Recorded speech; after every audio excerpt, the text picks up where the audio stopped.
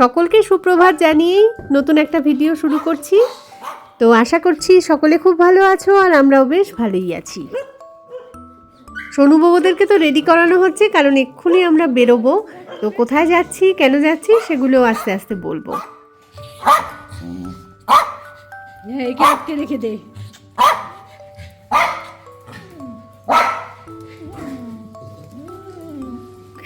আওয়াজ করছে না, এই দেখো। দিচ্ছি দিচ্ছি, এই যে এখানে রেখেছি। আরেকজন কলারটা নাও।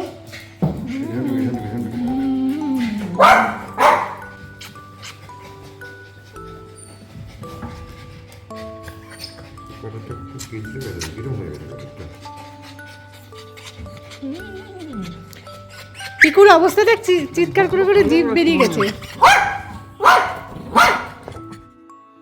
সবাই মিলে একসাথে বেরোনোর আগে এদেরকে নিয়ে রীতিমতো একটা কর্মযজ্ঞ চলে আর কি। বেল্ট পরানো যে কি কষ্টকর একটা ব্যাপার। আর সবচেয়ে অসুবিধা এই ছোটকুকে, কিছুতেই পড়বে না, পালিয়ে পালিয়ে এদিক ওদিক দৌড়চ্ছে। তারপর আস্তে করে বসিয়ে রেখে শান্ত করে মাথায় হাত বুলিয়ে দিয়ে আদর করে তবে পড়ানো যায়। তো আমরা তো বেরোচ্ছি এখন কলকাতার উদ্দেশ্যে। 3-4 দিনের জন্যই যাব, একটু কাজ আছে। তো এখন বাজে হচ্ছে ভোর 4:30। সেই 3টের সময় ঘুম থেকে উঠেছি।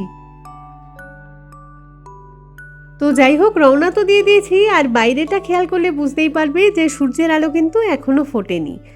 তো মোটামুটি 15 কিলোমিটার পথ কিন্তু আমরা এগিয়ে এসেছি। উমিয়াম লেকের ব্রিজটা দেখা যাচ্ছে, আর অনেক দিন বাদে ব্রিজটাকে খালি অবস্থায় একটু দেখতে পেলাম। গত প্রায় 1-1.5 বছর ধরে এই ব্রিজের উপর কাজ চলছে। অর্ধেকটা পোর্শন ব্রিজকে আটকে রাখতো, আর অর্ধেক পোর্শন দিয়ে আর কি গাড়ি চলাচল করতে দিত। এত ট্রাফিক জ্যাম হতো যে কি বলবো। তো আজকে সেসব ঝামেলা নেই, কারণ ব্রিজের কাজও কমপ্লিট হয়ে গেছে। সেই কারণে এত সুন্দরভাবে ফাঁকায় ফাঁকায় ব্রিজটা পেরিয়ে যেতে পারলাম। আর লেকের জলে কিন্তু একেবারে টইটুম্বুর অবস্থা, প্রচুর জল এখন। এতক্ষণ তো বাইরের দৃশ্য কিছুই দেখা যাচ্ছিল না, এখন কিন্তু অনেকটাই পরিষ্কার হয়েছে। তো এবার দেখাই যে আমাদের মাঝখানে কে বসেছে। আমি একদিকে, বাঙ্কু একদিকে, আর তার মাঝখানে বসেছে হচ্ছে সোনু আর ছোটকু। বাকিদেরও অবশ্যই দেখাবো আস্তে আস্তে। গাড়িতে ওঠার পরে ওই মিনিট 10-15 এরা একটু লাফালাফি ঝাপাঝাপি করে, তারপরে শান্ত হয়ে যায়। আর আধ ঘন্টা পেরিয়ে গেলে তো একেবারে মাটির মানুষ। এদিকে সামনের সিটে বাঙ্কুর বাবা চালাচ্ছে গাড়ি, পাশে বসেছে নানু। আচ্ছা দাঁড়াও, ব্রহ্মপুত্রটা আগে ক্রস করে নিই।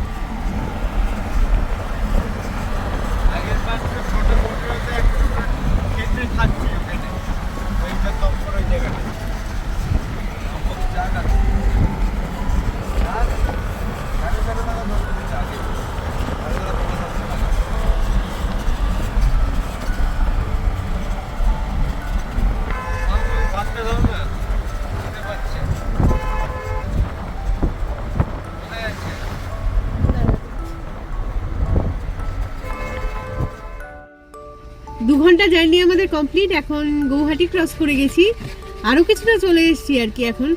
তো আজকে যাচ্ছি আমরা কলকাতাতে। তো বেরিয়েছি সকাল 4:30। তো তখনও তো আলো ফোটেইনি ভালো করে। এখন আলো তো ফুটে গেছে, তবে অনেকটাই সকাল বলে হয়তো একটু মেঘলা মেঘলা মনে হচ্ছে। আরও বেলা বাড়লে রোদ উঠে যাবে হয়তো। হাই স্পিডে চলেছে আমাদের গাড়ি। আগেরবারও কলকাতা যাওয়ার সময় আমরা কিন্তু একটানা গেছি, মাঝে কোথাও দাঁড়াইনি। আজকেও সেরকমই প্ল্যান রয়েছে। সুন্দর একটা ট্রেন লাইন রাস্তার পাশ দিয়ে চলেছে। তো একটা ট্রেন দেখতে পেলে মনটা আরও খুশি হয়ে যাবে। আসলে আজকাল তো আর ট্রেনে চড়াই হয় না। সোনু বাবুদের এতগুলোকে নিয়ে কিভাবে ট্রেনে চড়বো? যেখানেই যাই এই গাড়ি নিয়েই যতটুকুনি যেতে পারি আর কি। একটানা কিছুক্ষণ আসার পরে এবারে গাড়ি থামলো একটা দোকানের সামনে। গরম গরম চা চলে এসেছে হাতের সামনে, কিন্তু যদি সোনু বাবুদের গায়ে পড়ে যায় তাই নামলাম। সামনেটাতে দেখছি অনেকগুলো পাখি, শালিক, চড়াই, এ সমস্ত পায়রাও রয়েছে। কেউ বোধহয় চাল ঠাল ছড়িয়ে দিয়েছে, সেগুলো খাচ্ছে। কি সুন্দর। চা খাওয়ার পর্ব কমপ্লিট করে গাড়িতে উঠে বসেছি। এবার এগোচ্ছি আরো সামনের দিকে। অনেক দূরের জার্নি আজকে আমাদের, শিলং থেকে কলকাতা প্রায় 1100 কিলোমিটার। তো শিলং থেকে গৌহাটি এলাম 100 কিলোমিটার, এবার গৌহাটি থেকে শিলিগুড়ি যাচ্ছি আরও 500 কিলোমিটার, এরপরে শিলিগুড়ি থেকে কলকাতা তো আরও 500 কিলোমিটার। ডিস্টেন্স অনেকটা হলেও পথের দুপাশের সৌন্দর্য তো মোটেই ক্লান্ত হতে দেয় না। আর আমাদের গাড়ির ভিতরকার অবস্থাটা একটুখানি দেখো। বোবো একমাত্র শুয়ে আছে আমার আর বাঙ্কুর পায়ের কাছটাতে, আর বাকি তিনজনই চলে এসেছে আমাদের মাঝখানে।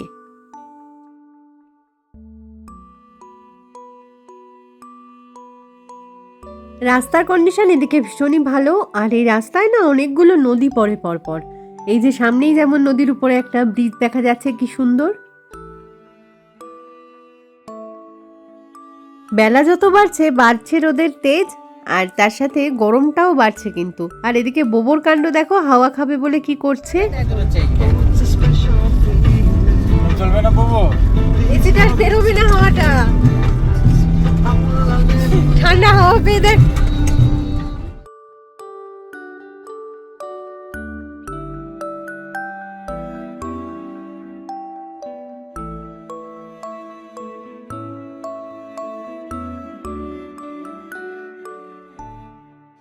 মেঘালয় থেকে জার্নি স্টার্ট করে আসামটাও ক্রস করে ফেলেছি, এবার ঢুকবো হচ্ছে উত্তরবঙ্গে। তার আগে তো দাঁড়িয়েছি একটা রেস্টুরেন্টে, একটুখানি খাওয়া দাওয়া সারবো বলে সবাই মিলে, কারণ সেই ভোরবেলায় বাড়ি থেকে একটুখানি খেয়ে বেরিয়েছিলাম, সে যে পেটের কোন কোনায় লুকিয়ে পড়েছে আর খুঁজে পাওয়া যাচ্ছে না। আর বাঙ্কুর বাবা একটা জলের পাইপ দেখতে পেয়েছে, সেটা দিয়ে গাড়িটাকে একটু ধুয়ে নিচ্ছে, কারণ এতটা ডিস্টেন্স এসে না গাড়ির গায়ে তো কিছু না কিছু ময়লা ধুলো লেগেছেই, সেগুলোই ক্লিন করে নিচ্ছে। 10:05 থেকে 10:45 রেস্টুরেন্টে দাঁড়িয়ে খাওয়া দাওয়াটা সব করলাম, আমাদের গাড়ি ধোয়া হলো, সোনুবাবুকে জল খাওয়ানো হলো, ওদেরকেও একটু মাথায় গা হাত পায়ে জল দিয়ে একটু মুছিয়ে দেওয়া হলো। বেশ গরম লাগছে আর কি এখন, যদিও গাড়িতে এসি তো চলছে আমাদের। তো 10:45 আর কি আবার রওনা দিলাম সামনের দিকে। এবার শুরু হলো উত্তরবঙ্গের অফুরন্ত প্রাকৃতিক সৌন্দর্য, একটার পর একটা সুন্দর সুন্দর খরস্রোতা নদী, আর হচ্ছে অজস্র চা বাগান। বর্ষার জল পেয়ে চা বাগানগুলো সব একদম সবুজে সবুজ হয়ে উঠেছে।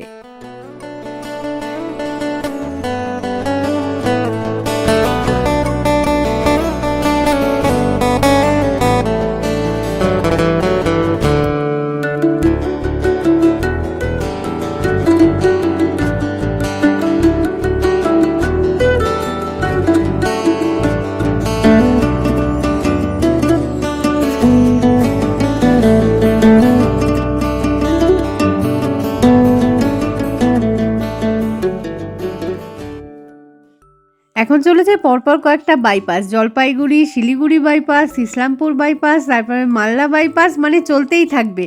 মানে এত সুন্দর রাস্তা এখানে, কি বলবো। তো বাঙ্কু এখন চলে গেছে ড্রাইভিং সিটে, আর বাঙ্কুর বাবা একটু রেস্ট নেওয়ার জন্য পেছনের সিটে এসে বসেছে। সকাল থেকে বাঙ্কুর বাবা 100-120-তে গাড়ি চালিয়েছে, বাঙ্কু এখন 130-এর উপর উঠে গেছে। ঘড়ির কাঁটা জানান দিচ্ছে যে সময় এখন ওই বিকেল প্রায় 4:30 মতন বাজে, তাই সূর্য অস্ত যাবে করছে।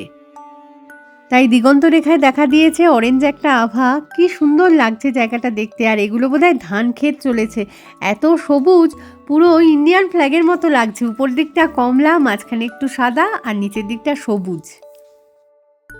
তো যাই হোক, আজকে আমাদের কলকাতা পৌঁছতে রাত্রি 1টা হবে বলে মনে হচ্ছে।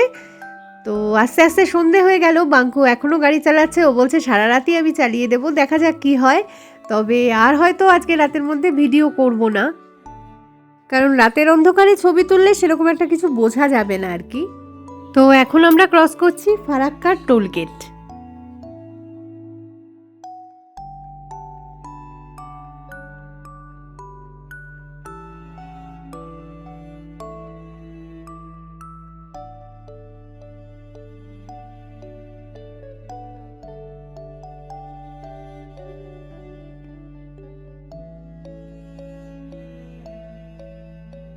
সেই সকাল 4:30-তে শিলং থেকে বেরিয়ে আলটিমেটলি কলকাতার গড়িয়ার ফ্ল্যাটে আর কি গিয়ে যখন পৌঁছলাম, তখন বাজে হচ্ছে রাত 2:30। ঘরে পৌঁছেই 2-4 ঘন্টা টানা একদম ঘুম দিয়ে দিলাম, কারণ সারাদিনের জার্নির ক্লান্তি তো। ভোর হলো যখন, তখন ঘুম ভাঙলো, আর দেখলাম যে আকাশটা হালকা করে মেঘলাই রয়েছে।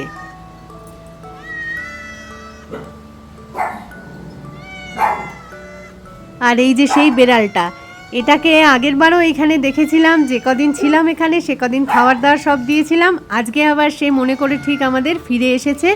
এখন জানি না 2-4 দিন আমরা থাকবো, আবার খাওয়া পাবে, তারপরে আবার কি করবে আমার সেটা জানা নেই।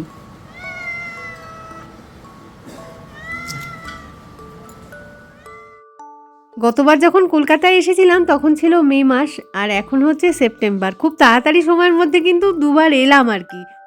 ওই জন্য ঘর তোর যেরকম ছেড়ে গেছিলাম মোটামুটি সেরকমই ছিল, খুব একটা অপরিষ্কার কিছু ছিল না। নয়তো বেশ 1-1.5 বছরের ধাক্কায় যদি একবার যাই না, তাহলে পরিষ্কার করতে করতেই বোধহয় 2-3 দিন আমার কেটে যায় সেখানে।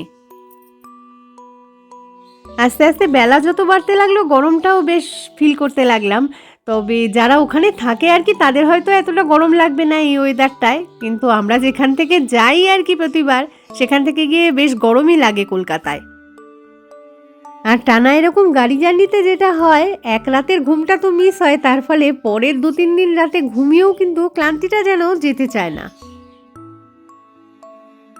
আগেরবার যখন কলকাতায় এসেছিলাম এসিটা আমাদের ঠিকঠাক পারফর্ম করছিল না, তার ফলে এসিটাকে সারিয়েও নেওয়া হয়েছিল।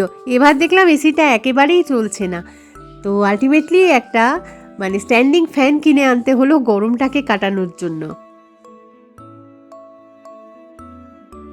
দুপুরের আর রাতের রান্না 1-2 দিন বাইরে থেকে কেনা হয়েছে, আর বাকি 2 দিন ঘরেই করা হয়েছে। তবে জলখাবারটা ঘরে আর করতাম না।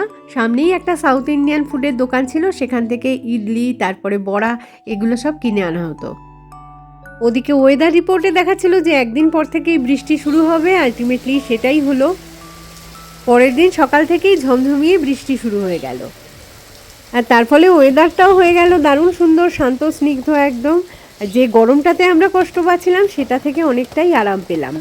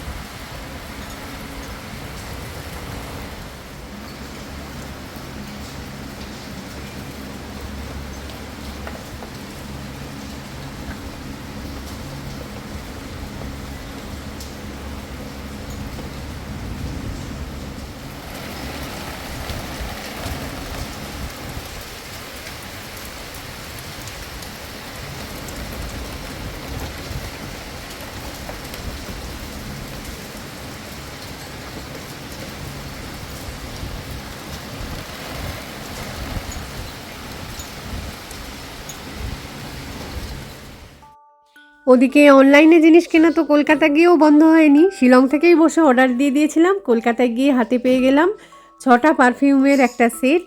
খুব সুন্দর, গন্ধগুলো এত বিউটিফুল কি বলবো। তো জিনিসগুলোকে ভালো করে না হয় শিলংয়ে যখন পৌঁছবো তখন দেখাবো, এখন আপাতত একটুখানি ছবিটুকুনি দেখিয়ে রাখলাম।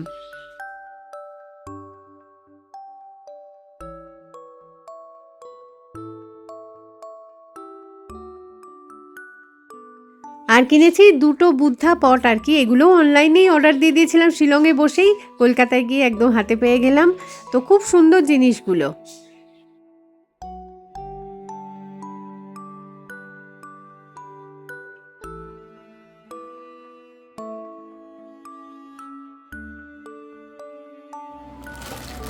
এতেই শেষ নয়, আরও কয়েকটা এরকম রাজস্থানী ঘন্টা টাইপের হয় না, ওইগুলো অর্ডার দিয়েছিলাম, সেগুলোও এসে গেছে। তো দেখাচ্ছি এগুলো খুলে। এই যে একটাকে আনপ্যাক করে দেখাচ্ছি আমি, তবে এরকম 4টে সেট নিয়েছি। তো শিলংয়ে গিয়ে যখন সেট করব ভালো করে, সেগুলো তখন আরও ভালো করে দেখাবো আর কি।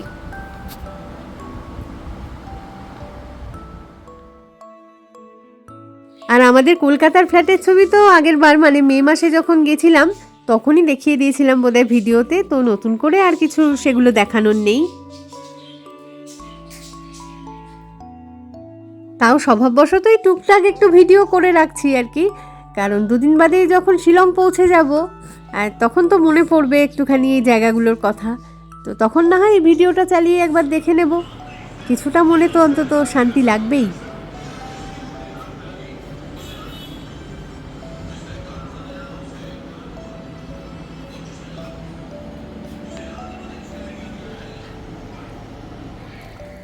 আগেরবার কলকাতায় গিয়ে তবু টুকটাক দু একটা জায়গায় তো ঘুরতে বেড়াতে গেছিলাম, এবার সেটাও যাওয়া হয়নি কারণ মাত্র হাতে দুদিন টাইম, কি আর করব। তো বাঙ্কু নানুর এনজয়মেন্ট বলতে এই সুইমিং পুলে এই পার থেকে ওই মানে পারে ডুবে চলে যান, থাকা আর ধরে কি। ধরে। সে দিনের বেলাতেও যাচ্ছে সাঁতার কাটতে, একটু দূরে রাতের চলে বেলাতেও যান। যাচ্ছে। সাঁতার সেভাবে সেরকম পারেই না, কিন্তু ওই সুইমিং পুল তো ওটাতে হয়ে যায় আর কি কোনোভাবে। আগের বাড়ি তো দেখেছিল যে সুইমিং কস্টিউম ছাড়া জলে নামলে লোকজনের একটুখানি ঝামেলা করতে থাকে, তো সেই কারণে এবারে একদম সুইমিং কস্টিউম কিনে রেডি হয়ে তবে আর কি জলে নেমেছে। তো এই ভিডিওতে আর কিছু দেখানোর তো আমার নেই, তাহলে এই ভিডিওটাকে আর কন্টিনিউ করছি না, খুব তাড়াতাড়ি ফিরে আসছি আবার একটা নতুন ভিডিও নিয়ে। তো ততক্ষণের জন্য টাটা, সঙ্গে থাকার জন্য সকলকে জানাই অসংখ্য ধন্যবাদ।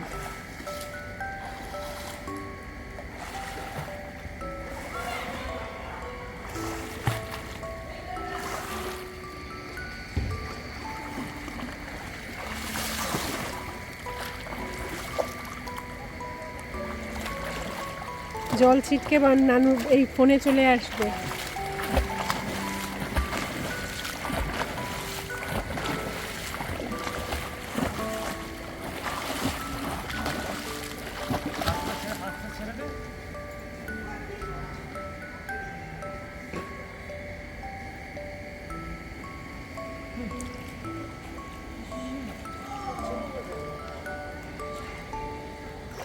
অনেক টাইম লাগবে ধরুন।